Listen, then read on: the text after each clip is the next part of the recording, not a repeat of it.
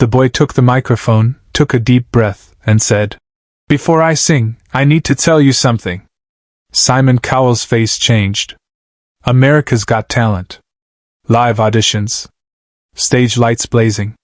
300 people in the audience. 4 judges at the red desk. Cameras rolling. The familiar rhythm of a show that had discovered thousands of talents over the years. A 12-year-old boy walked onto the stage. Small for his age. Brown hair. Wearing jeans and a plain blue t-shirt. Nothing flashy. Nothing that screamed performer.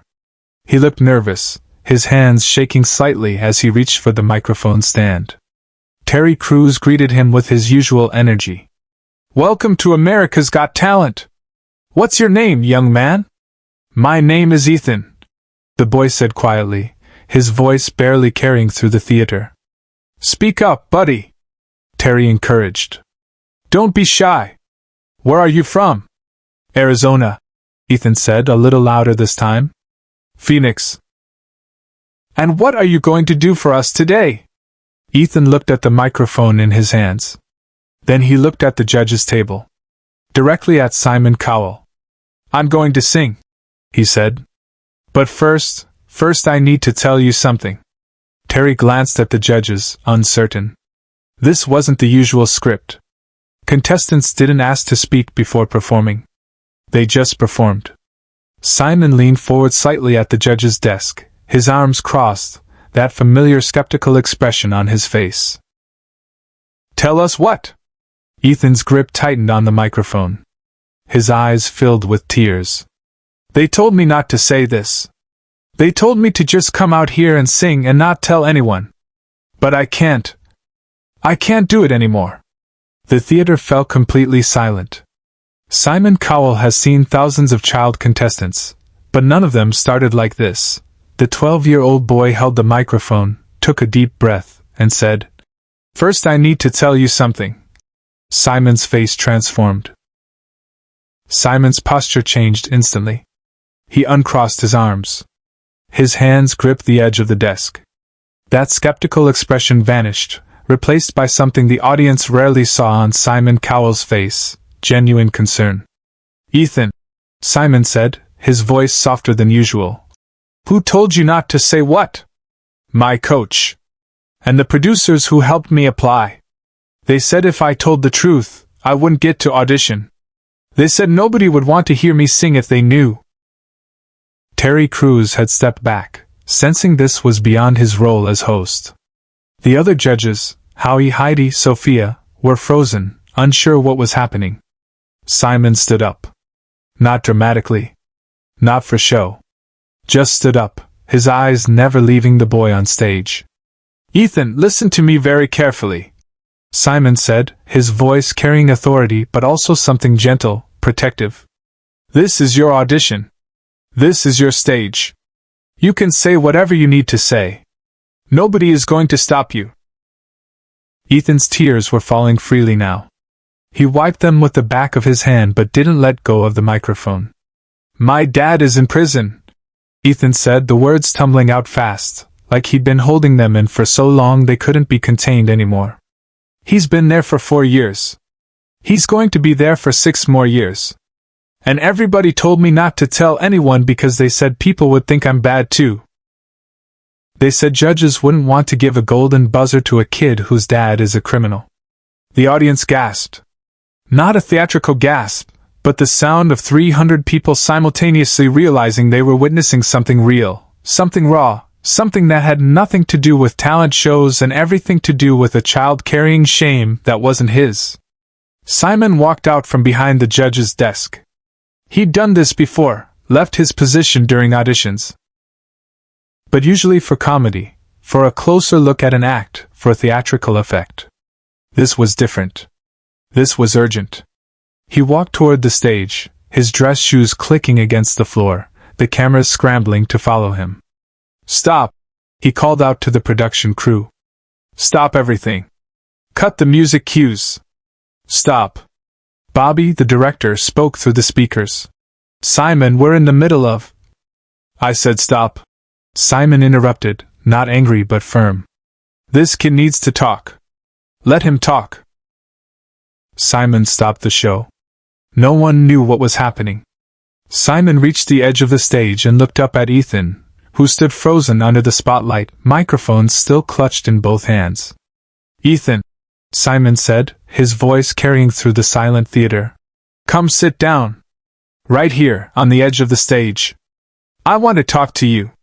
Ethan hesitated, then slowly walked to the front of the stage and sat down, his legs dangling over the edge. Simon sat on the floor in front of him.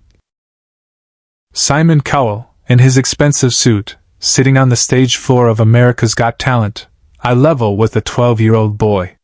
Tell me about your dad, Simon said quietly, though every microphone in the building caught his words. Ethan's voice shook. His name is Marcus. He made a mistake. A really bad mistake. He hurt someone when he was drunk.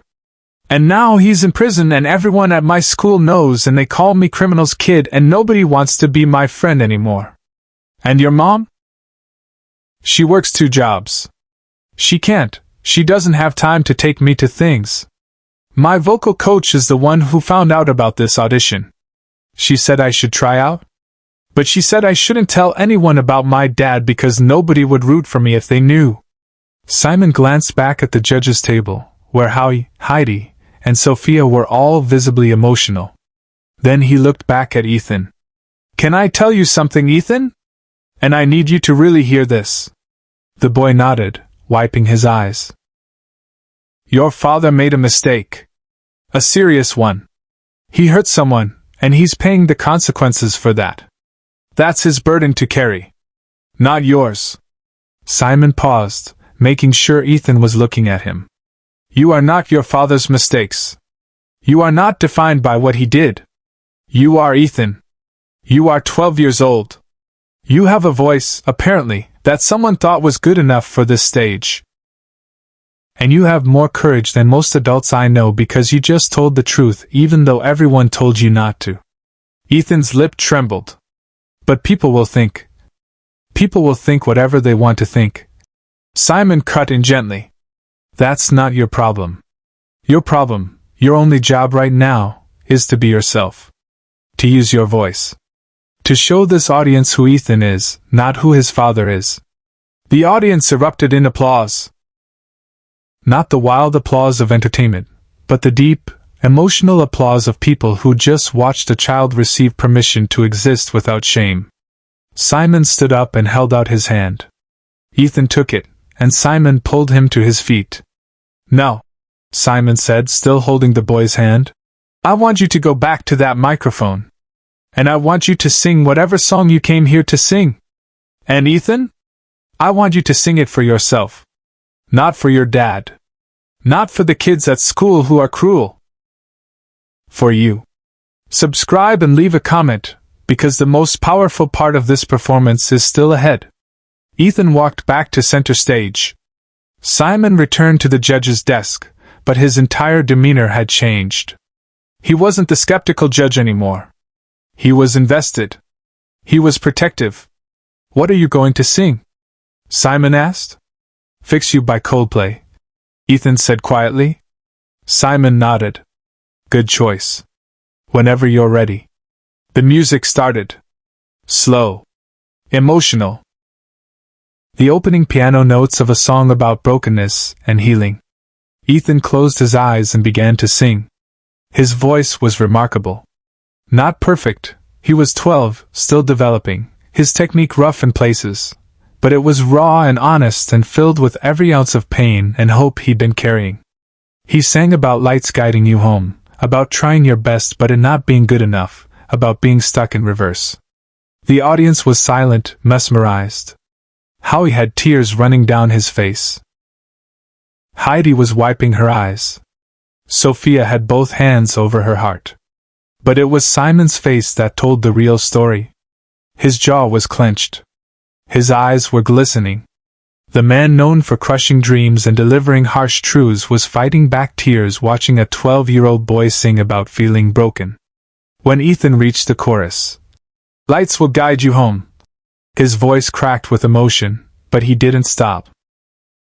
He pushed through, his hands gripping the microphone so tightly his knuckles were white, pouring 4 years of shame and loneliness and desperate hope into every note. The final note hung in the air. Ethan opened his eyes, breathing hard, tears streaming down his face. The theater exploded. Standing ovation. All 300 audience members on their feet, screaming, crying, applauding. Terry Crews was openly sobbing. The other judges were standing and cheering. Simon remained seated. But his hand moved to the golden buzzer. Backstage, producers were begging him to wait, but he didn't. Ethan. Simon's voice cut through the applause, amplified through the theater's sound system. The audience quieted immediately. Before we give our comments, Simon continued, I want to say something to everyone watching this. At home, in this theater, everywhere.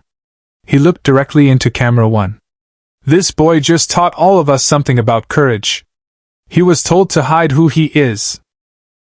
He was told that honesty would hurt his chances.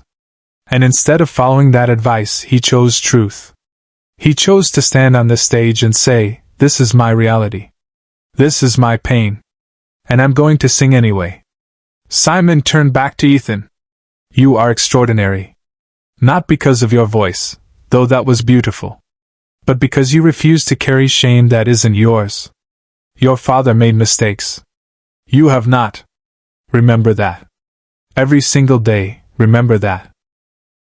Then Simon's hand slammed down on the golden buzzer. Golden confetti exploded across the stage. The audience erupted again, louder this time. Ethan fell to his knees, overwhelmed, his hands covering his face as he sobbed, not from sadness, but from release. From validation. From being seen.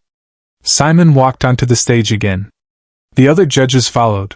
Howie, Heidi, Sophia, all of them converging on this 12-year-old boy who had just been given permission to stop hiding. Simon knelt beside Ethan and spoke quietly, though the cameras caught it. I'm going to make sure you get vocal training. Real training. The best. And I'm going to make sure your mom has support. You hear me? Ethan nodded, unable to speak. And one more thing, Simon said, pulling a business card from his pocket, something he never did publicly. This is my direct number. Not my assistant's. Mine. If those kids at school ever make you feel like you're defined by your father's mistakes again, you call me. You call me and you remember what happened here today. He pressed the card into Ethan's hand. But what happened next, no one in the theater, or watching at home, could ever forget. The show went to commercial.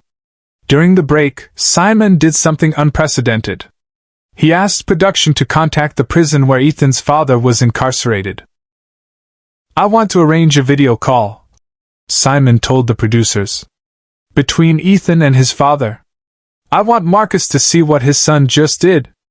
I want him to see that his mistakes didn't destroy his kid's future. The producers were hesitant. This wasn't how the show worked.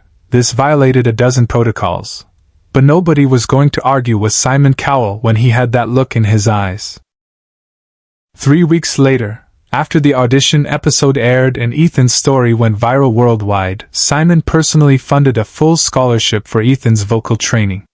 He arranged for Ethan and his mother to visit Marcus in prison, with cameras there to document it, not for the show, but for the family. Marcus wept watching the audition tape. I destroyed so much, he told his son through the prison glass. But I didn't destroy you. You're stronger than I ever was. I'm only strong because you taught me what not to do, Ethan said quietly. And because Simon taught me I don't have to be ashamed of who you are. Share and subscribe, so this story will never be forgotten. Ethan made it to the semifinals. He didn't win the competition. His voice was still developing, his technique still rough. But that didn't matter. He'd already won something bigger. 6 months after the audition, Ethan sang at his school talent show. The same kids who'd called him Criminal's Kid gave him a standing ovation. Not because Simon Cowell had given him a golden buzzer, but because he'd shown them courage they didn't know existed. Simon kept his promise. The business card. The vocal training. The support for Ethan's mother. And most importantly, the message he delivered on that stage: you are not your father's mistakes. Share and subscribe, so this story will never be forgotten. Today, Ethan still carries Simon's business card in his wallet. He's never had to call the number. But knowing it's there, knowing someone believes in him, has made all the difference. And every time Simon watches that audition tape, he remembers why he sits at that judge's desk. Not to discover the next superstar, but to see moments like this. When a child stops hiding and starts living.